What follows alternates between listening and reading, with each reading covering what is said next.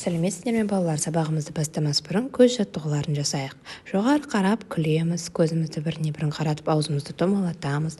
Оңға қарап күлеміз, солға қарап күлеміз, төмен қарап күлеміз, көзімізді оңға қарап әсерлі аузымызды қисайтамыз. Тамаша, жарайсыңдар. Келесі жұмбақтарды шешіп көрейікші. Оң жағымда 5 сарбаз, сол жағымда 5 сарбаз. Жауабы қол. 32 мықты қаз-қатар боп шықты, 16-сы асты, 16-сы үсті. Жауабы тіс. Балалар, осы жұмбақтардың ішінен сан есімдерді тауып көрейік. Қане?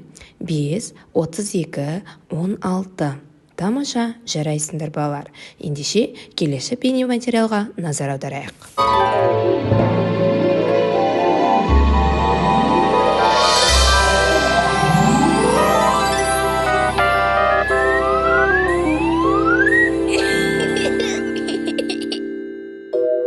Ай мектеп.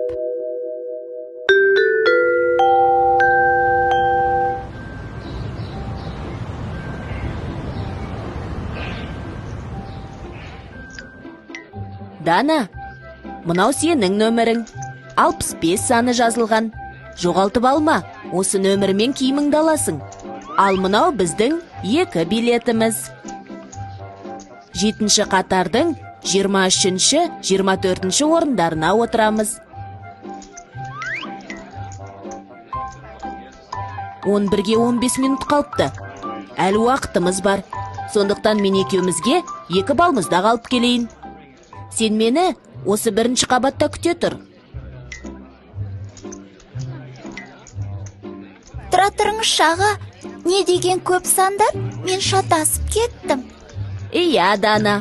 Біз сандарды есеп шығаруда ғана емес, күнделікті өмірде де жиі қолданамыз. Қарашы, сағатта, күнтізбеде, билеттерде сандар бар. Сен жасыңды, бойыңды, салмағыңды айтқанда да сандарды қолданасың. Сондықтан есіңе сақтап ал. Заттың санын, ретін білдіретін сөздерді сан есім деп атайды. Сан есімдерге қанша, неше, нешінші деген сұрақтар қойылады. Сан есімдер есептік сан есім және реттік сан есім болып 2-ге бөлінеді. Есептік сан есім заттың нақты санын білдіреді.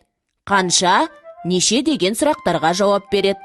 Мысалы, 2 билет, 2 балмұздақ. Ал реттік сан есім заттардың саналу ретін білдіреді де нешінші деген сұраққа жауап береді. Мысалы, 7-ші қатар, 23-ші орын, 1-ші қабат. Дауысты дыбыстарға аяқталған сан есімдерге ыншы, інші жұрнақтары жалғанады. Мысалы, 7-ші, 6-шы. Дауыссыз дыбыстарға аяқталған сан есімдерге ыншы, інші жұрнақтары жалғанады. Мысалы, 9-шы, 3-ші. Сан есімдерді түсіндің бе? Иә, енді ұмытпаймын. Олай болса, мен саған жұмбақ жасырайын. Жауабын тапсаң, балмұздаққа қоса шар алып берем.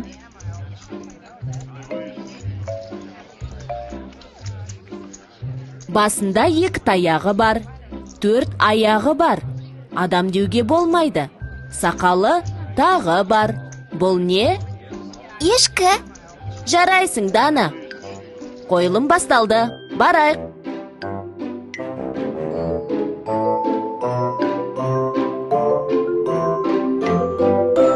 Келесі сөйлемдерді талдайық. Алманың 85% судан тұрады екен. Сан есімді табайық.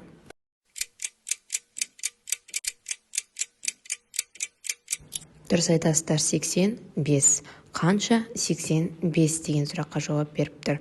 Тамаша, келесі сөйлемді талдайық.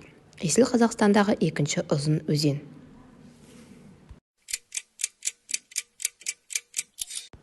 Дұрыс жауабы 2-ші. Нешінші? 2-ші. Реттік сан есім.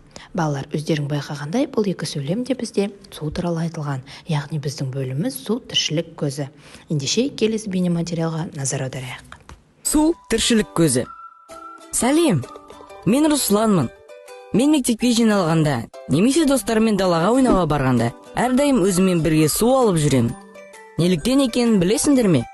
Су өте маңызды элемент. Сусыз жер бетіне өмірде болмайды. Біздің организміміз 60%-ға дейін судан тұрады. Жасқа, салмаққа, жынысқа және дене белсенділігінің деңгейіне байланысты бізге судың әртүрлі мөлшерін ішу қажет. 6-8 жас аралығындағы балаларға күніне 6 стақан су ішу қажет. 9-дан 13-ге дейінгі жастағы балаларға күніне 7 стақан. Ал 14-тен 18 жастағы жасөспірімдерге күніне 8 стақан су ішу қажет. Суды күні бойы аздап жұтып ішу қажет. Әсіресе қатты терлеген кезде су ішу маңызды. Біз келесі жағдайларда терлейміз: белсенді ойындар кезінде, спортпен айналысқанда немесе үйді жинағанда, далада немесе бөлмеде ыстық болғанда, ауырған кезде. Естерінде болсын, ыдыстағы суды күнде ауыстыру қажет. Және суды ауыстырған кезде әрдайым ыдысты таза сумен шаю қажет. Менің әрдайым өзімен бірге су алып жүруімнің себебі енді түсінікті болар. Суды көп ішу қажет. Сонда денсаулық мықты болады. Ал енді сұрақтарға жауап берейік. Адам ағзасының неше пайыз судан тұрады? 6-8 жас аралығындағы балалар неше стақан су ішу қажет? 9-13 жастағы балаларға неше стақан су қажет? 14-18 жастағы жасөспірімдер неше стақан су ішу керек? Жақсы. Сүрек сан есім құрамына қарай дара және күрделі болып екіге бөлінеді. Дара сан есім дегеніміз тек қана бір сөзден құралса, күрделі сан есім дегеніміз екі немесе одан да көп сөздерден құралады. Ендеше балалар, келесі тапсырманы орындайық. Топтастыр деп аталады. Көбелектің оң жақ және сол жақ қанаттарын толықтыруымыз керек балалар. Бір жақ қанатына дара сан есімдерді, екінші жақ қанатына күрделі сан есімдерді топтастырамыз. Тамаша. Дара сан есім 3, 5, күрделі сан есім 62, 19, 38. Бүгінгі сабақта сан есімнің екі түрін қарастырамыз. Есептік сан есім қанша, неше деген сұрақтарға жауап берсе, реттік сан есім нешінші деген сұраққа жауап береді. Аншы, інші, інші, інші жұрнақтары арқылы жасалынады. Келесі тапсырмаға назар аударайық. Адасқан қарындаштар деп аталады. Бір жаққа біз есептік сан есімдерді топтастырсақ, екінші жағына реттік сан есімдерді топтастырайық.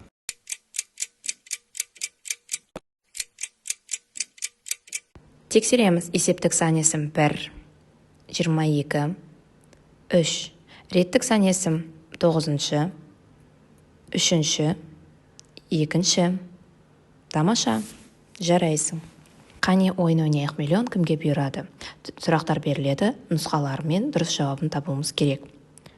Сан есім дегеніміз: А. Заттың атын білдіреді. В. Заттың іс-әрекетін білдіреді. С. Заттың түрін, түсін, дәмін білдіреді. Д. Заттың санын, ретін білдіреді. Дұрыс жауап заттың санын, ретін білдіреді. Дара сан есімді тап. А. 82, Б. 11, С. 1, Д. 43. Дұрыс жауабы 1. Тамаша, жарайсың. Келесі сұрақ. Реттік сан есімді тап. А. 99, Б. 9, С. 9, Д. 90. Дұрыс жауап 9. Тамаша, жарайсың.